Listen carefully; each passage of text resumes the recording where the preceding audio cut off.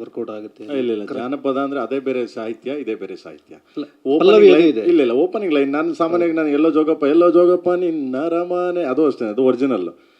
ಅದಾದ್ಮೇಲೆ ನಿಮ್ಗೆ 2 line original, ಅದಾದ್ಮೇಲೆ ಎಲ್ಲ ಫುಲ್ ನಮ್ದೇ ಸಾಹಿತ್ಯ. ಹಂಗೆ ಇದು ಅಷ್ಟೇ, 2 ಲೈನ್ಸ್ ಮಾತ್ರ ಜನಪದ ಅಂದ ತಕ್ಷಣ ಆ 2 ಲೈನ್ಸ್ ಏನಿದೆ ಅದನ್ನು ತಗೊಂಡ್ರೆ ಅದನ್ನು ಕಂಟಿನ್ಯೂ ಇದಾಗುತ್ತೆ ಅದು. ಸೊ ಪಲ್ಲವಿ ಮಾತ್ರ ಅದು ನೀವು ಸಾಮಾನ್ಯವಾಗಿ ಭಾಗ್ಯದ ಬಳೆಗಾರ ಹೋಗಿ ಬಾನಂತವರೆಗೆ ಟೆಂಪೋ ಚೇಂಜ್ ಮಾಡ್ತೀವಿ. ಸೊ ಆ ಸ್ಟೈಲ್ 2 ಲೈನ್ ಮಾತ್ರ ದಿಸ್ ಒರಿಜಿನಲ್. ಅದಾದ್ಮೇಲೆ ಸ್ಟೋರಿ ನರೇಟ್ ಮಾಡ್ತೀವಲ್ಲ, ದಿಸ್ ಇಸ್ ಒರಿಜಿನಲ್. ಆಮೇಲೆ ಇದು ಜಾನಪದ ಗೀತೆ ಆಗಿರೋದ್ರಿಂದ ಯಾರಾದ್ರು ಜಾನಪದ ಹಾಡ್ತಾರಲ್ವಾ, ಅವ್ರ ಹತ್ರ ರಿಲೀಸ್ ಮಾಡಿದ್ರೆ ಹೆಚ್ಚು ಅರ್ಥಪೂರ್ಣ ಆಗಿರುತ್ತೆ. ಇಲ್ಲ, ಇನ್ನ ಈಗ ಶುರುವಾಗಿದೆ, ಬೇರೆ ಬೇರೆ ತರ ಇನ್ನು ಅದೊಂದು ಶೋ ಮಾಡ್ತೀನಿ. ಅದನ್ನ ಈ ಇದೆ ಕಮಿಂಗ್ ನೆಕ್ಸ್ಟ್ ಇದರಲ್ಲಿ ಒಂದು ದೊಡ್ಡ ಶೋ ಮಾಡೋಂತ ಪ್ಲಾನ್ ಮಾಡ್ತೀನಿ. ಸೊ ಮಾಡ್ತೀನಿ, ಅದನ್ನ ಎಲ್ಲಿ ಮಾಡ್ತೀನಿ ಅಂದ್ರೆ ನನ್ನ ಸೆಟ್ ಎಲ್ಲ ಹಾಕಿದೀವಿ, ಹಳೇ ಬ್ಯಾಂಗ್ಳೂರ್, ನಿಮ್ಮನ್ನೆಲ್ಲ ಕರ್ಕೊಂಡೋಗಿ ಅಲ್ಲೊಂದು ಶೋ ಮಾಡ್ತೀನಿ. ಅಲ್ಲಿ show you okay before release ನಾನು ಶೋ ಮಾಡ್ತೀನಿ ಅದನ್ನ. Thank you sir. ಕಾಟ ಅಂತ ಹೇಳಂಗಿಲ್ಲ ಖಂಡಿತವಲ್ಲೂ. ಆದರೆ ಒಂದು ಅದ್ಭುತವಾದ ಎಕ್ಸ್ಪೀರಿಯನ್ಸ್, ನನಗೆ ಎಕ್ಸ್ಪೀರಿಯನ್ಸ್ ಸಿಗ್ತಾ ಇರಲಿಲ್ಲ. ಯಾಕಂದರೆ ಇಂಡಿಯಾಸ್ ಎಲ್ಲ ಬೆಸ್ಟ್ ಜೊತೆ ಕೆಲಸ ಮಾಡೋಕ್ಕೆ ಅವಕಾಶ ಸಿಕ್ಕಿದೆ ನನಗೆ. ಆ್ಯಂಡ್ ಇದ್ರ ಲಿಸ್ಟ್ ನೆವರ್ ಎಂಡಿಂಗ್ ಸರ್. ನಾವು ಮೊನ್ನೆ ಕ್ರೆಡಿಟ್ಸ್ ಕೇಳಿದ್ರು, ಈ ಹಾಡಿಂದ ಕ್ರೆಡಿಟ್ಸ್ ಕಳಿಸಿ ಯಾರ್ಯಾರು ನುಡಿಸಿದ್ದಾರೆ ಅಂತ. ಅದನ್ನು ಕಂಡುಹಿಡಿಯೋದಕ್ಕೇ 2 ದಿನ ಆಯಿತು, ಮರ್ತೋಗ್ಬಿಟ್ಟಿದೆ ನನಗೆ. ಎಷ್ಟು 80 ಜನರ ಹೆಸರು, ಅವರೆಲ್ಲ ಕೋಆರ್ಡಿನೇಟ್ ಮಾಡೋಕ್ಕೆ ಅಷ್ಟು. ಸೊ ಈ ಎಕ್ಸ್ಪೀರಿಯನ್ಸ್ ಕೊಟ್ಟಿದ್ದಕ್ಕೆ ನಾನು ಭಾಳ ಖುಷಿ ಪಡ್ತೀನಿ ಸರ್. ಅದು ಕಾಟ ಏನಿಲ್ಲ, ಅವರಿಂದ ಏನಾದರೂ ಹೃದಯ ಬಡಿತ ಹೆಚ್ಚು ಕಮ್ಮಿ ಆಗ್ತಿದೆಯಾ ಹೆಂಗೆ ಅಂತ? ಎದೆ ಬಡಿತ ಜೋರಾಗಿದೆ, ಎದೆ ಬಡಿತ ಜೋರ. ಒಂದು ಇನ್ವಿಟೇಷನ್ ಅದು. ಈಗ ನಮ್ಮ ಮದುವೆಗೆ ಕರಿಬೇಕು ಅಂತಂದ್ರೆ ಏನಿಲ್ಲ, ನಾನು ಮದುವೆ ಆಗ್ತೀನಿ ಬರ ಅಂತಂದ್ರೆ ಅವ್ರಿಗೆ ಜ್ಞಾಪಕ ಇರಲ್ಲ. ಒಂದು ಇನ್ವಿಟೇಷನ್ ಮಾಡಿ ನೀಟಾಗಿ ಡೇಟು ಗೀಟು ಎಲ್ಲ ಹಾಕ್ಬಿಟ್ಟು ಕೊಟ್ಟರೆ, ನಾನು ಮದುವೆ ಆಗ್ತಾಯಿನಿ ಇಂಥ ಜಾಗ ಇಂಥ ಇದು ಬಾರಯ ಅಂತಂದರೆ, ಸೊ ಅದೊಂದು ಒಂಥರ ಸಿನಿಮಾಗೆ ಒಂದು ಇನ್ವಿಟೇಷನ್ ಇದ್ದಾಗ ಅದಕ್ಕೆ ಜೀವ. ಅದು ಮ್ಯೂಸಿಕ್ ಅನ್ನೋದು ಫಸ್ಟ್ ಯಾವುದೇ ಆಗಲಿ, ಕಷ್ಟ ಸುಖ ಏನೇ ಬಂದ್ರೂ ಅದೊಂದು ಮ್ಯೂಸಿಕ್, ಸಂಗೀತ ಅಂದರೆ ಅದೆಲ್ಲ ಮರಿತೀವಿ ಅಂತೀವಲ್ಲ. ಸೊ ಅದರ ಖುಷಿ ಬೀಳಬೇಕು ಅಂದರೆ ಸಂಗೀತ ಬೇಕು, ನೋವು ಮರಿಬೇಕು ಅಂದ್ರೂ ಸಂಗೀತ ಬೇಕು. ಸೊ ಅದಕ್ಕೆ ಅದೊಂದು ಪಲ್ಸ್, ಅದು ಎಂಟೈರ್ ಸಿನಿಮಾದೊಂದು ಪಲ್ಸು. ಆಮೇಲೆ ಎಲ್ಲದಕ್ಕಿಂತ ಹೆಚ್ಚಾಗಿ ನಾನು ಯಾಕೆ ಫಸ್ಟ್ ಸಾಂಗ್ಸ್ಗಳನ್ನ ಇದು ಮಾಡ್ತೀನಿ ಅಂತಂದರೆ, ಬಿಕಾಸ್ ಸ್ಟೋರಿಗೆ ಕರೆಕ್ಟಾಗಿ ಕನೆಕ್ಟ್ ಮಾಡ್ಕೊಂಡು ಹೋಗ್ತೀನಿ ನಾನು. ಬೇರೆ ಏನು ಮಾಡಲ್ಲ, ಬೇರೆ ಸುಮ್ಮನೆ ಎಲ್ಲ ಒಂದು ಸಾಂಗ್ ಬರೋದು, ಸುಮ್ಮನೆ ಎಲ್ಲ ಒಂದು ಇದು ಮಾಡಲ್ಲ. ಸೊ ಅದರಿಂದ ಫಸ್ಟ್ ಪ್ರಾಮುಖ್ಯತೆ ಸಾಂಗು. ನಾನು ಯಾವಾಗಲೂ ಹೇಳ್ತಿರ್ತೀನಿ, ನನ್ನ cinema first ಹೀರೋನೇ Arjun Janya first hero. ಏನಕ್ಕೆ ಅಂದರೆ ನಾನು ಮಾಡಿರೋ ಸಿನಿಮಾಗಳು ಯಾವುದೇ ತಗೊಳ್ಳಿ ನೀವು, ಗುರುಜಿ ಆಗಲಿ, ಆರ್ ಪಿ ಪಟ್ನಾಯಕ್ ಅವರಾಗಲಿ, ಆ್ಯಂಡ್ ಹರಿ ಅವರಾಗಲಿ. ಸೊ ಈಗ ಅರ್ಜುನ್, ಅವನಿಂದ ಕಲಿತಾ ಇದ್ದೀನಿ. ಅವ್ರು 3 ಜನದಿಂದ ಕಲಿಸಿದ್ರು ನನಗೆ, ಈಗ ಇವನಿಂದ ಕಲಿತಾ ಇದ್ದೀನಿ. ಸೊ ಇನ್ನೂ ಬೆಸ್ಟ್ ಏನೇನು ಮಾಡೋಕ್ಕೆ ಸಾಧ್ಯ, ಮ್ಯೂಸಿಕ್ ಮಾಡೋಣ ಅಸ್ಟೆಂಟಾಗಿ. ಹೌದು, ಅವನ ಅಸ್ಟೆಂಟ ನಾನು ಆ್ಯಕ್ಚುಲಿ. ಇಲ್ಲ ಮಗನೇ, ಅವಾಗ ಏನಾಗುತ್ತೆ, ಸೊ ಆ ಟೈಮಲ್ಲಿ ಮಾಡೋಕ್ಕೆ ಇನ್ನೊಂದು ಬೇರೆ ಏನೋ ವಿಷಯ ಇದೆ. ಸೊ ಅವಾಗ ಅದನ್ನು ಮಾಡ್ತೀನಿ. ಬಟ್ ಇವಾಗ ಬಿಟ್ಟರೆ ಈಗ ನೆಕ್ಸ್ಟು ಕಮಿಂಗ್ 25 ನಾಳೆಯಿಂದ ಇದು ಏನದು ಯಾವ ಕ್ರಿಸ್ಮಸ್, ನ್ಯೂ ಇಯರ್ ಅಂದರೆ ನಮಗೆ ಯುಗಾದಿ ಆ್ಯಕ್ಚುಲಿ. ಸೊ ಎಲ್ಲರೂ ಹೊಸ ವರ್ಷ ಬರ್ತಾ ಇದೆಯಲ್ಲ, ಇದಕ್ಕೆ ಈ ಮಾಮೂಲಿ ಗೊತ್ತಲ್ಲ ನಿಮ್ಗೆ, ರಾತ್ರಿ ಹೊತ್ತಿಲ್ಲ ಟಚ್ ಅದು ಸ್ಟಾರ್ಟ್ ಆಗುತ್ತೆ ಅಂದ್ಬಿಟ್ಟು ಮಾಡಿದೆ, ಅಷ್ಟೇ ಸಿಂಪಲ್. ಅರ್ಜುನ್ ಜನ್ಯ ಸರ್ ಹೇಳ್ತಾ ಇದ್ರು, ಈ ಸಿನಿಮಾದಲ್ಲಿ ಹಾಡಿಗೆ ಖರ್ಚು ಮಾಡಿರೋ ಹಣದಲ್ಲಿ ಒಂದು 2-3 ಸಿನಿಮಾ ಕನ್ನಡದಲ್ಲಿ ದೊಡ್ಡ ಬಜೆಟ್ ಸಿನಿಮಾಗಳು ಮಾಡ್ಬೋದಾಗಿತ್ತು ಅಂತ. ಅಂದ್ರೆ ಅಷ್ಟು ಖರ್ಚಾಗಿದೆ ಹಾಡಿಗೆ ಅಂತ ಹೇಳಿ, ಹಾಡುಗಳಿಗೆ ಈ ಸಿನಿಮಾದಲ್ಲಿ. ಯಾರು ವಿಜಯ? ಹೌದೌದು, ವಿಜಯ್. ಆದ್ರೆ ಈ ಹಾಡಿಗೆ ಎಷ್ಟು ಖರ್ಚು ಮಾಡಿಸಿದ್ರಿ ಸುಪ್ರೀತ್ ಹತ್ರ ನೀವು? ಮಗ ಇದು ಆಲ್ಬಮ್ ಮಾಡೋದು ಕಾಸ್ಟ್ಲಿ ಆಲ್ಬಂಬೆ, ತುಂಬ ಕಾಸ್ಟ್ಲಿ ಆಲ್ಬಂಬೇನೆ. ನಾನು ಬಿಫೋರು ಏಕಲವ್ಯ ಮಾಡಿದಾಗ ಅಷ್ಟೇ 3 ಸಾಂಗ್ಸ್ ಮಾತ್ರ ಯುರೋಪಲ್ಲಿ ಮಾಡಿದ್ವಿ. ಸೊ ಅದಾದ್ಮೇಲೆ 3 ಸಾಂಗ್ಸ್ ಇಂಡಿಯಾದಲ್ಲಿ ಮಾಡಿಕೊಟ್ರು. KD ಆಲ್ಬಮ್ ಬಂದು ಪ್ರತಿ ಸಾಂಗನ್ನು ತುಂಬ ಏನಂದರೆ ಎಲ್ಲ ಅಳದು ತೂಕ ಹಾಕೇನೋ ಅಂತೀವಲ್ಲ, ಸೊ ಆ ಮಟ್ಟಕ್ಕೆ ಮಾಡಿರೋ ಸಾಂಗ್ಸ್ಗಳು. ನಿಜ ಹೇಳಬೇಕು ಅಂದರೆ ಈ ಆಲ್ಬಮ್ಗೆ ಅವರು ಅರ್ಜುನ್ ಅವರು ಹೇಳ್ದಂಗೆ 3 ಪಿಕ್ಚರ್ ಮಾಡ್ಬೋದಾಗಿತ್ತು. ಏನಕ್ಕೆ ಅಂದರೆ ಅಷ್ಟು ಆರ್ಕೆಸ್ಟ್ರಾ ಮಿಕ್ಸ್ ಮಾಡಿದ್ದೀವಿ, ಅಷ್ಟು ಬೆಸ್ಟ್ ಯಾರ್ಯಾರು ಇದನ್ನ ಕರೆದ್ಬಿಟ್ಟು ನುಡಿಸಿದ್ದೀವಿ. ಆಮೇಲೆ ಸಿಂಗರ್ಗಳು ಅಷ್ಟೇ ಚೆನ್ನಾಗಿ ಇದು ಮಾಡಿದ್ದೀವಿ. ಆಮೇಲೆ ಅವ್ನ ಸ್ಪೆಂಡು ಅಷ್ಟೇ, ವರ್ಷಾನ್ಗಟ್ಲೆ ಅವ್ನ ಟೈಮನ್ನು ನಾನು ತಿಂದಿದ್ದೀನಿ. ಓಕೆ, ಇದಕ್ಕೆಲ್ಲ ಸಪೋರ್ಟ್ ಮಾಡಿರೋದು KVN ಸುಪ್ರೀತ್ ಅವರು. ಓಕೆ, ಆಮೇಲೆ ನಿರ್ಮಾಪಕರಿಗೆ ಒಂದು ಟೇಸ್ಟ್ ಇರಬೇಕು ಮಗನೇ. ಈಗ ನಾನು ಒಬ್ಬ ನಿರ್ದೇಶಕರ ಕ್ರಿಯೇಟರ್ ಆಗಿದ್ದು ನಾನೇನೋ ಮಾಡ್ತೀನಿ, ಏನೋ ಇಲ್ಲ ಹಿಂಗೆ ಮಾಡ್ಬೇಕು ಹಠ ಮಾಡೋದಕ್ಕಿಂತ, ಸೊ ನಿರ್ಮಾಪಕ ಒಂದು ಟೇಸ್ಟ್ ಇರಬೇಕು, ಈ ಥರದೊಂದು ಮಾಡಿದ್ರೆ ಚಂದ. ಅದು ನಾನು ಸ್ಟಾರ್ಟಿಂಗ್ ಸಿನಿಮಾ ಕತೆ ಹೇಳಿದ ತಕ್ಷಣ ಅವ್ರು ಕೇಳಿದ್ರು, ಪ್ರೇಮವ್ರೆ ನಿಮ್ಮ ಬ್ರೇಕ್ನ ನೀವೇ ಮುರಿಬೇಕು ಅಂತ. ನಿಮ್ಮ ಸಾಂಗ್ಸ್ಗಳೇನು ಬ್ರೇಕ್ ಮಾಡಿದ್ದೀರಾ, ಅದು ಬ್ರೇಕ್ ನೀವೇ ಮುರಿಬೇಕು. ಅದ್ರ ಮೇಲೆ ಬೇರೆದೆಲ್ಲ ಕಂಪೇರ್ ಮಾಡಲ್ಲ, ನಿಮ್ಮದೇ ನೀವೇ ಮುರಿ, ಅದು ಏನಾಗುತ್ತೆ ವಿಲ್ ಡೂ ಬೆಸ್ಟ್ ಅಂತ. ಸೊ ನನಗೆ ಸಪೋರ್ಟ್ KVN ಪ್ರೊಡಕ್ಷನ್ ತುಂಬ ಸಪೋರ್ಟ್ ಮಾಡಿದ್ರು ನಮ್ಗೆ. ಸೊ ಬೆಸ್ಟ್ ಮಾಡಿದ್ದೀವಿ, ಸಾಧ್ಯವಾದಷ್ಟು ಬೆಸ್ಟ್. ಇಂಡಿಯಾ ಯಾರೂ ನುಡಿಸಿಲ್ಲ ಅನ್ನಂಗಿಲ್ಲ, ಇಂಡಿಯಾದಲ್ಲೇ ಹೊರಗಡೆ ಕಂಟ್ರಿ ಸೆಕೆಂಡ್, ಹೊರಗಡೆ ಕಂಟ್ರಿ ಯುರೋಪಲ್ಲಿ ಮಾಡಿದ್ದು ಬೆಸ್ಟು. ಸೊ ಅದಾದ್ಮೇಲೆ ಇಂಡಿಯಾದಲ್ಲಿ ಇಂಥವ್ರು ಯಾರು ನುಡಿಸಿಲ್ಲ ಅನ್ನಂಗಿಲ್ಲ, ಅಷ್ಟು ಜನ ನುಡಿಸಿದ್ದಾರೆ KD ಚಿತ್ರಕ್ಕೆ. ಗುರು ಅದೇ ಸಿನಿಮಾ ಏನದು, ಸಾಂಗಿಗೆ ಬಳಸಿ ಸಾಂಗ್ 1,000 ಜನ ಡ್ಯಾನ್ಸರ್ಸ್ ಹಾಕಿದ್ದೀವಿ ಸಾಂಗಿಗೆ, ಜೂನಿಯರ್ಸ್ ಇದ್ದಾರೆ ಮಗನೇ. ಇಡೀ ಸಿನಿಮಾ ನೀವು ಸಿನಿಮಾ ನೋಡಿದಾಗ ಗೊತ್ತಾಗುತ್ತೆ ಕಂದ. ಪ್ರೈಮ್ ಸರ್ ಅಮ್ಮ ಇಲ್ಲಿ ಎಸ್ ಬಾಸ್. ಹಾಂ ಸರ್, ಇವಾಗ ಇಲ್ಲಿ ಕರ್ನಾಟಕದಲ್ಲಂತೂ ಗ್ಯಾರಂಟಿ ನಿಮ್ಮ ಸಾಂಗ್ಸ್ ಎಲ್ಲರಿಗೂ ರೀಚ್ ಆಗುತ್ತೆ. ಆದರೆ ಒಳ್ಳೊಳ್ಳೆ ಮೂವಿನ ಇವತ್ತು UI ಮೂವಿ ಇರಲಿ, ಯಾವುದೇ ಮೂವಿ ಇರಲಿ, ಬೇರೆ ಭಾಷೆಯವರು ಇಲ್ಲಿ ಇಷ್ಟು ಪಬ್ಲಿಸಿಟಿ ಮಾಡಿದಷ್ಟು ಅಲ್ಲಿ ಮಾಡಿರಲ್ಲ. ಸೊ ಇವಾಗ ನಿಮ್ಮ KVN ಅವ್ರು ಇದ್ದಾರೆ, ನೀವಿದ್ದೀರಿ, ಬೇರೆ ಲ್ಯಾಂಗ್ವೇಜಲ್ಲಿ ಹೇಗೆ ರೀಚ್ ಮಾಡ್ತೀರಾ ಸರ್? ಮಾಡ್ಬೋದು. ಈಗ ಇವತ್ತು ಅಜಯ್ ದೇವಗನ್ ರಿಲೀಸ್ ಮಾಡಿದ್ದಾರೆ ಹಿಂದಿ, ಅಜಯ್ ದೇವಗನ್ ಅವರು. ಲೋಕೇಶ್ ಕಂಕರಾಜ್ ತಮಿಳ್ ಮಾಡಿದ್ದಾರೆ, ತಮಿಳು ಹರಿ ಅವ್ರು ಮಾಡಿದ್ದಾರೆ. ಅಂದರೆ ಎಲ್ಲ ಪ್ರತಿಯೊಂದು ಮಾಡಿದ್ದಾರೆ.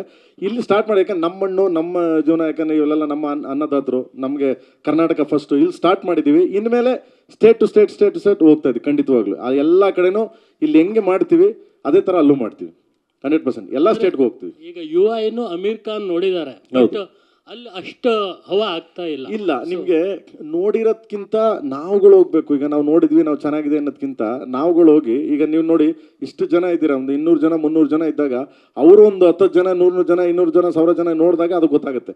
ಸೊ ಅದನ್ನು ನಾವು ಅಲ್ಲಿ ಮಾಡಬೇಕು. ಸೊ ಯಾರೋ ಒಬ್ರು ನೋಡ್ಬಿಟ್ಟು ತಕ್ಷಣನೇ ಹೇಳೋಕ್ಕಾಗಲ್ಲ, ಆಮೇಲೆ ಯಾರೋ ಒಬ್ರು ಹೇಳ್ಬಿಟ್ರು ಅಂತಲೂ ಹೇಳೋಕ್ಕಾಗಲ್ಲ ಅಲ್ವಾ. ಸೊ ದೆನ್ ನಾವು ಹೋಗಿ ನಿಂತು ನಮ್ಮ ಪ್ರಾಜೆಕ್ಟ್ ಹಿಂಗಿದೆ, ನಮ್ಮ ವರ್ಕ್ ಇದೆ, ನಾವು ಎನರ್ಜಿ ಹಿಂಗೆ ಮಾಡಿದ್ದೀವಿ, ಪ್ಲೀಸ್ ದಯವಿಟ್ಟು ನೋಡಿ ಕೇಳಿ ಅಂತ ನಾವು ಯಾವಾಗ ಅಲ್ಲಿ ತೊಗೊಂಡು ಪುಷ್ ಮಾಡ್ತೀವಿ. ಸೊ ದೆನ್ ಅವಾಗ ರೀಚ್ ಆಗುತ್ತೆ, ಆಟೋಮೆಟಿಕ್ ರೀಚ್ ಆಗುತ್ತೆ.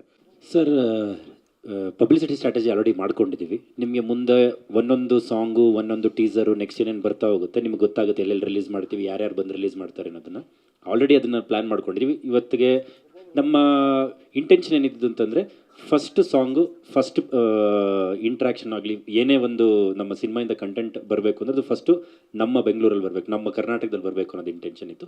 ಅಲ್ಲಿಂದ ಸ್ಟಾರ್ಟ್ ಮಾಡಿದ್ದೀವಿ ಇವಾಗ. ಅರ್ಜುನ್ ಜನ್ಯ ಸರ್, ಕೈಲಾಶ್, ಅದು ಈ ಹಾಡಿಗೆ ಒಂದು ಫೋಕ್ ಟೋನ್ ಬೇಕಲ್ಲ ಮೇಡಮ್. ಸೊ ಕನ್ನಡದಲ್ಲಿ ಆ ಫೋಕ್ ಅರ್ಧಿ ಟೋನ್ ಪ್ರೇಮ್ ಸರ್, ಆ್ಯಂಡ್ ಇಂಡಿಯಾದಲ್ಲಿ ತೊಗೊಂಡ್ರೆ ಅರ್ಧಿ ಟೋನ್ ನಮಗೆ ಸಿಗೋದು ನಾನ್ ಫಿಲ್ಮಿಯಾಗಿ ಕೈಲಾಶ್ ಖೇರ್ ಅವರು. ಸೊ ಅವ್ರು ಎಲ್ಲ ಲ್ಯಾಂಗ್ವೇಜಲ್ಲೂ ಕೈಲಾಶ್ ಖೇರ್ ಅವ್ರನ್ನ ಯೂಸ್ ಮಾಡಿದ್ದೀವಿ, ಸ್ವಲ್ಪ ಅರ್ಧಿಯಾಗಿರುತ್ತೆ ಅಂತ. ಆ್ಯಂಡ್ ಆ ಸ್ಟೇಟಲ್ಲಿ ಯಾರ್ಯಾರು ಬೆಸ್ಟ್ ಸಿಂಗರ್ ಇರ್ತಾರೆ, ಮಲಯಾಳಂ ಅಂತ ತೊಗೊಂಡ್ರೆ ಅಲ್ಲಿನ ಇವತ್ತಿನ ಬೆಸ್ಟ್ ಸಿಂಗರ್ ಯಾರು, ಟ್ರೆಂಡಲ್ಲಿರೋಂಥವ್ರು ಯಾರು, ಅವ್ರನ್ನೇ ವೆಯ್ಟ್ ಮಾಡಿ ಹಾಡಿಸಿದ್ದೀವಿ. ಸೊ ತಮಿಳು ತೆಲುಗುನಲ್ಲಿ ವಿಜಯ್ ಪ್ರಕಾಶ್ ಅವರು ಹಾಡಿದ್ದಾರೆ, because he is one of the best ಅಲ್ಲಿ. ಸೊ ಆ ಥರ ಎಲ್ಲ ಬೆಸ್ಟ್ಗಳನ್ನ ಮಿಕ್ಸ್ ಮಾಡಿದ್ದೀವಿ.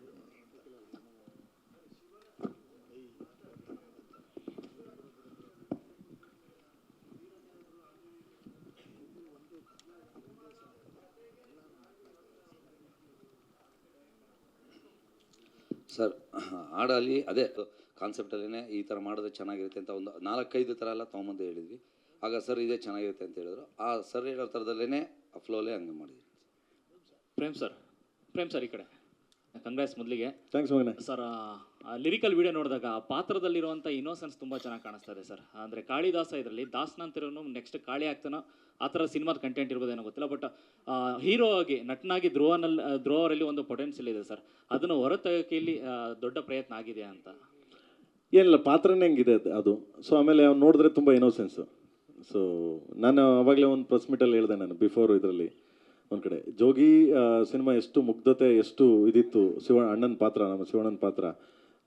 ಸೊ ಅದನ್ನು ನೀವು ಎಲ್ಲೇ ತಗೊಂಡೋದ್ರು ನಮ್ಮನೆ ಹುಡುಗ, ನಮ್ಮದು ಅನ್ನೋರು ಆ ಥರ. ಈ ಪಾತ್ರ ಬಂದ್ಬಿಟ್ಟು ಎಲ್ಲೋ ಅಣ್ಣ, ನನ್ನ ತಮ್ಮ, ನನ್ನ ರಿಲೇಟಿವ್ಸು ಈ ಥರ ಅನ್ಕೋತಾರೆ. ಅವನ ಥರ ಇರ್ಬೋದಾಯ್ತಲ್ಲ, ನಾನು ಒಂದು ಮನೇಲಿ ಉಟ್ಬೋದಾಯ್ತಲ್ಲ, ಅದು ಆ ಥರ ರಿಸಂಬಲ್ ಮಾಡ್ಕೊಳ್ಳೋ ಪಾತ್ರ. ಅದು ತುಂಬ ರಿಯಲಿಸ್ಟಿಕ್ ಪಾತ್ರ, ತುಂಬ ರಿಯಲಿಸ್ಟಿಕ್. ಆಮೇಲೆ ರಿಯಲ್ ಕ್ಯಾರೆಕ್ಟರ್ ಕೂಡ ಅದು. ತುಂಬ 1972-73 ನಡೆದಿದ್ದ ಒಂದು ಘಟನೆ. ಅದನ್ನು ಇಟ್ಕೊಂಡು ನಾನು ಇದನ್ನು ಇಟ್ಕೊಂಡು ಆ ಪಾತ್ರ ಎತ್ಕೊಂಡು ನಾನು ನಂದೇ ಸ್ಕ್ರೀನ್ ಪ್ಲೇಲಿ ನಾನು ಆ ಪಾತ್ರನ ಪ್ಲೇ ಮಾಡಿದ್ದೀನಿ. ಅದ್ಭುತವಾಗಿ ಮಾಡ್ಯಾರೆ. ಅವ್ರು ನೋಡಿದ್ರೆ ಕೆಲವು ಕಡೆ ನೋಡಿದಾಗ ಅಳು ಬಂದ್ಬಿಡುತ್ತೆ ನಮಗೆ, ಅಷ್ಟು ಚೆನ್ನಾಗಿ ಆ್ಯಕ್ಟ್ ಮಾಡ್ಯಾರೆ. ಸೊ ಈಸ್ ಡೆಡಿಕೇಶನ್ ಪರ್ಸನ್ ನಿಜವಾಗ್ಲು. ಒಂದೊಂದು ಸಮ್ ಟೈಮ್ ಹೇಳ್ಬೇಕಂತಂದರೆ ನಾನು ಮಗ ಒಂದು ಸ್ವಲ್ಪ ಒಂದು ಕಟ್ ಅಂದ್ಬಿಟ್ಟು ಹೋಗಿ ಮಗ ಒಂದು ಚೂರು ಹಿಂಗೆ ಮಾಡಿ ಹಿಂಗೆ ಮಾಡೋ ಅಂದರೆ ಅಣ್ಣ ನೋಡೋಣ ನೀನೇ ಎತ್ಬಿಡ್ತೀವಿ ಹೋಗೋಣ ಇವಾಗ ಅನ್ನುವ ಅಷ್ಟು ಚೆನ್ನಾಗಿ ಮಾಡ್ದೆ. ಥ್ಯಾಂಕ್ಸ್. ನಿಮಗೆ ಸರ್ ಈ ಕಾಂಬಿನೇಷನ್ ಒಂದು ರೀತಿ ಬೆಂಕಿ ಬಿರುಗಾಳಿ ಎಮೋಷನ್ಸು ಮತ್ತು ಈಗ ಏನು ಸ್ಯಾಂಡಲ್ವುಡ್ ಶೋಮ್ಯಾನ್ ಅಂತ ಕರೀತಾರೆ. ಸೊ ಎಲ್ಲೋ ಒಂದು ಕಡೆ ಕಮರ್ಷಿಯಲ್ ಆಗಿ ಜನರನ್ನು ಹಿಡಿದಿಟ್ಕೊಳುತ್ತೆ ಸಿನಿಮಾ ಅಂತ. ಬಸ್ ಏನು ಬ್ರೋ ಸರಿ ಏನು ಬ್ರೋ ಈ ಜೋಡಿ ಬಗ್ಗೆ ಹೇಳೋದಾದ್ರೆ ಬೆಂಕಿ ಬಿರುಗಾಳಿ ಒಟ್ಟಿಗೆ ಸೇರ್ದಂಗೆ ಇರುತ್ತೆ ಅಂತ. ಒಂದು ಕಡೆ ಶೋಮ್ಯಾನು, ಈ ಕಡೆ ನಿಮ್ಮನ್ನ ಪ್ರೀತಿಸುವಂಥ ಅಭಿಮಾನಿಗಳ ವರ್ಗ ತುಂಬ ದೊಡ್ಡದಾಗಿದೆ. ಬೆಂಕಿ ಬಿರುಗಾಳಿ ಅಂದರೆ ಇಬ್ಬರೇ, ಒಂದು ವಿಷ್ಣು ಸರ್, ಒಂದು ಶಂಕರಣ್ಣ. ಇಲ್ಲ ಬ್ರೋ, ನಾನು ಆಗಲೇ ಹೇಳ್ದಂಗೆ ಥ್ಯಾಂಕ್ಸ್ ಫಾರ್ ದಿ ಆಪರ್ಚುನಿಟಿ ಅಂತ ಏನಕ್ಕೆ ಹೇಳಿದ್ದೀನಿ ಅಂದರೆ, is work with all the legends. ಎಲ್ಲ ಸಿನಿಮಾ ಲೆಜೆಂಡ್ಸ್ ಜೊತೆನೇ ಆ್ಯಕ್ಟ್ ಮಾಡಿರೋದು, ಎಲ್ಲ ಸೀನಿಯರ್ ಆ್ಯಕ್ಟರ್ಸ್ ಜೊತೆನೇ ಮಾಡಿರೋದು. ಸೊ ನನಗೆ ತುಂಬಾ ಖುಷಿ ಏನು ಅಂದರೆ ಸಾಕಷ್ಟು ಕಲಿಯೋದಿತ್ತು. ಸೊ ಕಾಂಬೋ ಅಂತ ಕೇಳಿದ್ರೆ ಡೆಫಿನೆಟ್ಲಿ ಕಾಂಬೋಗಿಂತ ವರ್ಕ್ ಆಗೋದು ಕತೆ ಚೆನ್ನಾಗಿದ್ರೆ ಡೆಫಿನೆಟ್ಲಿ ಕಾಂಬೋ ವರ್ಕ್ ಆಗುತ್ತೆ. So he is very very strong in executing. ಅವ್ರ ಸ್ಟೋರಿನ ತುಂಬ ಚೆನ್ನಾಗಿ ನರೇಟ್ ಮಾಡ್ತಾರೆ ಸ್ಕ್ರೀನ್ ಮೇಲೆ. ಒಳ್ಳೆ ಎಕ್ಸಿಕ್ಯೂಟರ್. ಅನ್ಡೌಟೆಡ್ಲಿ ಈ ಸಿನಿಮಾ ಎಲ್ಲ ಫ್ಯಾಮಿಲಿ ಆಡಿಯನ್ಸ್ಗೂ ಇಷ್ಟ ಆಗೋಂಥ ಸಿನಿಮಾ ಆಗುತ್ತೆ. ಬಿಕಾಸ್ ಇದರಿಂದ ಮಿಸ್ಟರ್ ಪ್ರೇಮ್ಸ್ ಇದ್ದಾರೆ. ಪ್ರೇಮ್ ಸರ್, ಈ ಸಿನಿಮಾದ ಈ ಸಾಂಗ್ಸಲ್ಲಿ ಒಂದು ಎಮೋಷನ್ ಕೂಡ ತುಂಬ ಚೆನ್ನಾಗಿ ಇನೋಸೆಂಟ್ ಅಂತ ಹೇಳ್ತಾರೆ. ಜೋಗಿ ಸಿನಿಮಾಲಿ ಶಿವಣ್ಣ ಅವರ ಇನೋಸೆಂಟ್ ತೋರಿಸಿದ್ರಿ, ಜೊತೆಗೆ ಅವರು ವೈಲೆನ್ಸ್ ಹೆಂಗಿರುತ್ತೆ ಅಂತ ತೋರಿಸಿದ್ರಿ. ಈ ಕೆ ಡಿಯಲ್ಲೂ ಕೂಡ ಅಂದ್ರೆ ಅದರಲ್ಲಿ ಜೊತೆಗೆ ಅಮ್ಮ ಮತ್ತು ಮಗನ ರಿಲೇಶನ್ಶಿಪ್ಪನ್ನು ತೋರಿಸಿದ್ರಿ. ಕೆ ಡಿಯಲ್ಲಿ ಸಾಂಗಲ್ಲಿ ಒಂದು ಕೆಲವೊಂದು ಬಿಟ್ಗಳು ನೋಡಿದಾಗ ಅಣ್ಣ ತಮ್ಮನ ರಿಲೇಶನ್ಶಿಪ್ಪು ಜೊತೆಗೆ ಆ ಎಮೋಷನ್ನು ಹಿಂಗೆ ಹೋಗುತ್ತಾ ಅಂತ ಹೇಳಿ. ಅಲ್ಲ, ಎಮೋಷನ್ಸ್ ಇದ್ದೇ ಇರುತ್ತೆ. ಸೊ ಅದು ಮದರ್ ಸೆಂಟಿಮೆಂಟ್ ಸಿನಿಮಾ ಜೋಗಿ, ಇದು ಬೇರೆ ಥರದ್ದೊಂದು ಕಂಟೆಂಟು. ಇದು ಎಮೋಷನ್ಸ್ ಇದ್ದೇ ಇರುತ್ತೆ. ಎಷ್ಟು ಎಮೋಷನ್ಸ್ ಇರುತ್ತೆ ಅಷ್ಟೇ ರಾ ಇರುತ್ತೆ. 100% ತುಂಬ ನನ್ನ ಸಿನಿಮಾಗಳಲ್ಲಿ ಸಾಮಾನ್ಯವಾಗಿ ನಾನು ಇವತ್ತಿನವರೆಗೂ ತೋರಿಸಿರೋದು ಬ್ಲಡ್ಡು, ಮಚ್ಚು, ಕೆಲವು ಎಮೋಷನ್ಸ್ಗಳು ತೋರಿಸ್ತೀನಿ. ಇದು ಸ್ವಲ್ಪ ಲಿಟ್ಲ್ ಬಿಟ್ ಒಂದು ಸ್ಟೆಪ್ ಮೇಲೆ ತೋರಿಸಿದ್ದೀನಿ. ಏನಕ್ಕೆ ಅಂದರೆ ಆ ಕ್ಯಾರೆಕ್ಟ್ರು, ಕಾಳಿದಾಸನ ಕ್ಯಾರೆಕ್ಟರ್ ಆ ಥರದ್ದು. ಎಷ್ಟು ಎಮೋಷನ್ಸ್ ನೋಡ್ತೀರಾ, ಎಷ್ಟು ಪ್ರೀತಿ ನೋಡ್ತೀರಾ, ಅಷ್ಟೇ ವೈಲೆನ್ಸ್ ಇರುತ್ತೆ ಖಂಡಿತವಾಗ್ಲೂ. ಬಟ್ ವೈಲೆನ್ಸ್ ಅಂದರೆ ಮಕ್ಕಳು, ಫ್ಯಾಮಿಲಿ ಎಲ್ಲ ಕುಂತ್ಕೊಂಡು ನೋಡ್ಬೋದು. ಸೊ ಅಷ್ಟು ವಿಷಯಗಳಿರ್ತದೆ ಖಂಡಿತವಾಗ್ಲೂ. ಪ್ರೇಮ್ ಸರ್, ಸ್ಪೆಷಲಿ ನಿಮ್ಮ ಸಿನಿಮಾಗಳಲ್ಲಿ ಸಂಬಂಧಗಳ ಫ್ಲೇವರ್ ಬಹಳ ದೊಡ್ಡದಾಗಿ ಕಾಣಿಸುತ್ತೆ ಪರದೆ ಮೇಲೆ. ಕಾಳಿದಾಸ ಯಾವ ಸಂಬಂಧದ ಹಿಂದೆ ಹೋಗ್ತಾನೆ ಅನ್ನೋ ಒಂದು ಕುತೂಹಲ. ತುಂಬ ಒಳ್ಳೆ ಇದರಲ್ಲೇ ಹೋಗ್ತಾನೆ ಅವನು. ನೆಕ್ಸ್ಟ್ ಪ್ರೆಸ್ ಮೀಟಲ್ಲಿ ನಾನು ಎಲ್ಲ ಹೇಳ್ಬಿಡ್ತೀನಿ. ನೆಕ್ಸ್ಟ್ ನೀವೆಲ್ಲ ಯಾವಾಗಲೂ ಕರಿತಾನೆ ಇರ್ತೀನಿ, ನಿಮ್ಗಳನ್ನ ಹೇಳ್ಬಿಡ್ತೀನಿರಪ್ಪ, ನೀವಿದ್ರೆ ನಾನು ನಿಮ್ಮನ್ನ ಯಾರು ಬಿಡಲ್ಲ. ಸೊ ಕಾಳಿದಾಸನ ಬಗ್ಗೆ ನೆಕ್ಸ್ಟ್ ಟೀಸರ್ ಲಾಂಚ್ ಮಾಡ್ತೀನಿ. ಟೀಸರ್ ಲಾಂಚ್ ಮಾಡಿದಾಗ ನಿಮಗೆಲ್ಲ ಖಂಡಿತವಾಗ್ಲೂ ಸೊ ಎಲ್ಲ ಎಕ್ಸ್ಪ್ಲೈನ್ ಮಾಡ್ತೀನಿ. ಓಕೆ, ಶಿವನ್ ಪಾತ್ರ ಪ್ರೇಮ್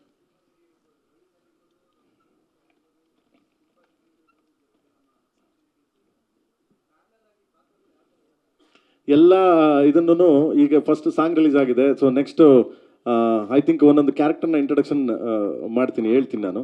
ಆ್ಯಂಡ್ ಇವಾಗ ಟೀಸರ್ ಲಾಂಚ್ ಬಂದ್ಬಿಟ್ಟು ನಿಮಗೆ ಮುಂಬೈಲಿ ಮಾಡ್ತೀವಿ. ಮುಂಬೈಲೊಂದು ಪ್ರೆಸ್ ಮೀಟ್ ಮಾಡ್ತೀವಿ. ಅಲ್ಲಿ ರಿವೀಲ್ ಮಾಡ್ತೀನಿ, ಮತ್ತು ಇಲ್ಲೂ ರಿವೀಲ್ ಮಾಡ್ತೀನಿ. ಸೊ ಅವಾಗ ಪಾತ್ರಗಳನ್ನೆಲ್ಲ ಎಕ್ಸ್ಪ್ಲೇನ್ ಮಾಡ್ತೀನಿ ನಾನು. ಓಕೆ, ಒಂದೊಂದೇ ಪಾತ್ರ ಎಕ್ಸ್ಪ್ಲೇನ್ ಮಾಡ್ತೀನಿ ಖಂಡಿತವಾಗ್ಲೂ. ಯಾಕಂದ್ರೆ ನಿಮಗೆಲ್ಲ ಎಕ್ಸ್ಪ್ಲೇನ್ ಮಾಡಲೇಬೇಕು. ಮುಂಚೆ ಎಕ್ಸ್ಪ್ಲೇನ್ ಮಾಡಿಬಿಟ್ರೆ ಸಿನಿಮಾ ಯಾರು ನೋಡ್ತಾರೆ? ಬರ್ತೀನಿ ನಿನಗೆ. ಓಕೆ, ಹಾಡು ರಿಲೀಸ್ ಮಾಡಿದಂಥ ರಕ್ಷಿತಾ ಆಮೇಲೆ ಬಗ್ಗೆ ಹಾಡು ಬಗ್ಗೆ. Yes please. ಧ್ರುವ ಸರ್, ಖಂಡಿತ ಖಂಡಿತ ಖಂಡಿತ. ದರ್ಶನ್ ಬಂದ್ಬಿಟ್ಟು ನನ್ನ ಫ್ಯಾಮಿಲಿ, ಇವರು ನನ್ನ ಬ್ರದರು, ನನ್ನ ಫ್ಯಾಮಿಲಿ, ಇವರು ಅಣ್ಣ ತಮ್ಮದಿರೆ. Okay, you understand. So Darshan ಬೇರೆ ಅಲ್ಲ, ನಾವು ಬೇರೆ ಅಲ್ಲ. ಯಾಕೆಂದರೆ ಎಲ್ಲದಕ್ಕಿಂತ ಹೆಚ್ಚಾಗಿ ನಾನು ದರ್ಶನ್ ಒಂದು ಫಸ್ಟ್ ಸಿನಿಮಾ ಮಾಡಿದಾಗ ಕರಿಯ ಅದು ಓಕೆ, ನಾನು ಒಂದು ಫ್ರೆಂಡು. ಅದಕ್ಕಿಂತ ಮುಂಚೆ ನಮ್ಮ ಮೇಡಮ್ ಇದಾರಲ್ಲ, ಅವ್ರ ಫಾದರ್ ಹತ್ರ ಇದು ಮಾಡಿದ್ರು. ಅವರಿಬ್ಬರು ತುಂಬ ಕ್ಲೋಸೆಸ್ಟ್. ಇದು ಏನೇ ಕಷ್ಟ ಸುಖ ಆಗಲಿ, ಏನೇ ಆಗಲಿ, ಏನೇ ತೊಂದರೆ ಆಗಲಿ, ಇವಳಿಗೆ ಅವ್ರಿಗೆ ತೊಂದರೆ ಆಗಲಿ, ಅವ್ರಿಗೆ ತೊಂದರೆ ಆಗಲಿ, ಇಬ್ಬರು ಅಷ್ಟು ಕ್ಲೋಸ್ ಫ್ಯಾಮಿಲಿ. ಆ್ಯಂಡ್ ಎಲ್ಲದಕ್ಕಿಂತ ಹೆಚ್ಚಾಗಿ ದರ್ಶನ್ದು ನಾವು ಸೇರಬೇಕು ಸುಮಾರು ವರ್ಷದಿಂದ ಕೇಳ್ತಿದ್ರು. 100% ಮಾಡೇ ಮಾಡ್ತೀನಿ, ಗ್ಯಾರಂಟಿ ಮಾಡ್ತೀನಿ. ಓಕೆ, 100% ಮಾಡೇ ಮಾಡ್ತೀವಿ, ಇದರಲ್ಲಿ ನೋ ಡೌಟು. ರಕ್ಷಿತ್ ಅವ್ರ ಸಿನಿಮಾ ಹಾಡು ರಿಲೀಸ್ ಮಾಡಿರೋ ಹಾಡು ಬಗ್ಗೆ ಒಂದೆರಡು ಮಾತಾಡಲಿ ಅಂತ. ಸಾರಿ,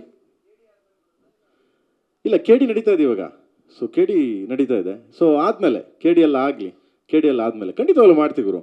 ಅದೇನು ಏನಿಲ್ಲ, ಎಲ್ಲ ಸ್ನೇಹಿತರೆ, ಎಲ್ಲರೂ ಸ್ನೇಹಿತರೆ, ಎಲ್ಲ ಒಂದು ಕುಟುಂಬ. ನಾನು ಅವಾಗಲೇ ಹೇಳ್ದಂಗೆ ಒಂದು ಕುಟುಂಬ, ನಮ್ಮ ಚಿತ್ರರಂಗ ಒಂದು ಕುಟುಂಬ. ಇವಾಗ ದರ್ಶನ್ ಅವರು ಆರಾಮಾಗಿ ಆರೋಗ್ಯವಾಗಿದ್ದರೆ ನಾನೇ ಕರಿತಾ ಇದ್ದೆ ಅವ್ರನ್ನ. ಬಾ ಮಗನೇ ಇಲ್ಲೇ ಬಾ ಬ್ರದರ್ ಅಂದ್ಬಿಟ್ಟು ನಾನೇ ಕರಿತಿದ್ದೆ. ಫಸ್ಟ್ ಸಾಂಗ್ ರಿಲೀಸ್ ಮಾಡೋಕೆ ಅವ್ರನ್ನೇ ಕರಿತಿದ್ದೆ ನಾನು, ತೊಂದರೆ ಏನಿರಲಿಲ್ಲ. ಬಟ್ ಸ್ವಲ್ಪ ಹೆಲ್ತು ಸ್ವಲ್ಪ ಇದಿರೋದ್ರಿಂದ, ಬೆನ್ನು ಇದಿರೋದ್ರಿಂದ ಏನು ಇದಾಗಲ್ಲ. ನೆಕ್ಸ್ಟ್ ಕರಿತೀನಿ ಖಂಡಿತವಾಗ್ಲು. ಯಾಕಂದರೆ ಎಲ್ಲರೂ ಅಷ್ಟೇ, ನಾನಾಗಲಿ, ಮೇಡಮ್ಗಾಗಿ, ಎಲ್ಲರಿಗೂ, ಧ್ರುವನ್ಗಾಗಲಿ ಎಲ್ಲ ವಿಷಯದಲ್ಲೂ ಸಪೋರ್ಟ್ ಮಾಡ್ತಾರೆ ಎಲ್ಲರೂ. ಏನು ತೊಂದರೆ ಏನಿಲ್ಲ, ತಪ್ಪೇನಿಲ್ಲ. ಓಕೆ, ಎಲ್ಲ ಕುಟುಂಬ. ನಾನು ಅವಾಗಲೇ ಹೇಳಿದ್ದೀನಿ, ಎಲ್ಲ ನಮ್ಮದು ಒಂದೊಂದು ಕುಟುಂಬ. Okay, thank you. Dhruva sir, ಅಲ್ಲ ಮೇಡಮ್, ನಾನು ನೋಡ್ಬಿಟ್ಟು ಇದು ಕೇಳಬೇಕು ಅನ್ನಿಸ್ತಾ. ಆ ಆ್ಯಂಗಲ್ಲು ಪ್ರೇಮ್ ಇಲ್ಲ ಸರ್ ಆ್ಯಕ್ಚುಲಿ ನೀವು ಅಂದ್ಕೊಂಡಿರೋದೇ ರಾಂಗು. ಈ ಸಿನಿಮಾದಲ್ಲಿ ನಂದು ಅವ್ರದ್ದು ಸಂಬಂಧನೇ ಬೇರೆ ಇದೆ, ಅದನ್ನು ರಿವೀಲ್ ಮಾಡೋಂಗಿಲ್ಲ ಈಗ. ಸೊ ನೀವು ಅಂದ್ಕೊಂಡಿರೋ ಪರ್ಸ್ಪೆಕ್ಟಿವೇ ರಾಂಗ್ ಮೇಡಮ್. ಪ್ರೇಮ್ ಸರ್ ಸಾಂಗಲ್ಲಿ ಇದು ಶಿವನ ಬಗ್ಗೆ ಹೇಳೋ ಸಾಂಗು, ಆದರೆ ಅಲ್ಲಿ ಹಿಂದೆ ಗದೆ ಇದೆ, ಮತ್ತು ರಾಮನ್ ಡ್ರೆಸ್ ಹಾಕ್ಕೊಂಡಿರೋದು, ಬಿಲ್ಲು ಬಾಣ ಇಟ್ಕೊಂಡಿರೋದು ಈ ಎಲ್ಲ ಡ್ಯಾನ್ಸರ್ಸ್ ಇದ್ದಾರೆ.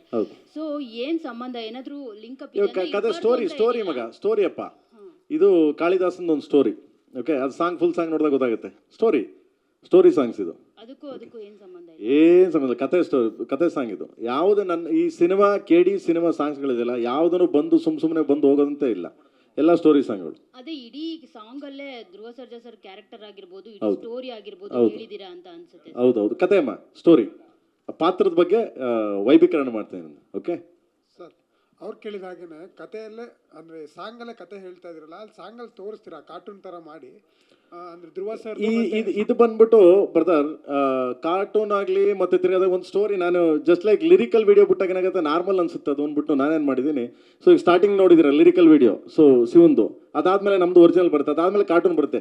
ಯಾವ ಸ್ಟೋರಿ ಶಿವನ್ಗೂ ಸೊ ಧ್ರುವರ್ ಕ್ಯಾರೆಕ್ಟರ್ನು ಬೋತ್ ಜೊತೆಲಿ ಹೋಗ್ತಾ ಇದೆ ಅಂದ್ಬಿಟ್ಟು ನಾನು ಕಾರ್ಟೂನ್ ಇದನ್ನು ಮಾಡಿದ್ದೀನಿ. ಏನಕ್ಕೆ ಸೊ ಆ ಶಿವನ ಕಾರ್ಟೂನ್ ಇದೆಯಲ್ಲ, ಅಲ್ಲಿ ಯಾರು ಆರ್ಟಿಸ್ಟ್ ಇದ್ದಾರೆ? ನೋ, ಇಲ್ಲ, ಇದಕ್ಕೂ ಸಂಬಂಧನೇ ಇರಲ್ಲ. ಓಕೆ, ಇಲ್ಲ ಪಾಪ, ಅವ್ನು ಯಾವತ್ತೂ ನನ್ನ ಕಾಟ ಅಂತಾನೆ ಇಲ್ಲ. ಆನ್ ಟೈಮ್ ಬಂದು ಕೆಲಸ ಮಾಡ್ಬಿಟ್ಟೋಗೋನೆ.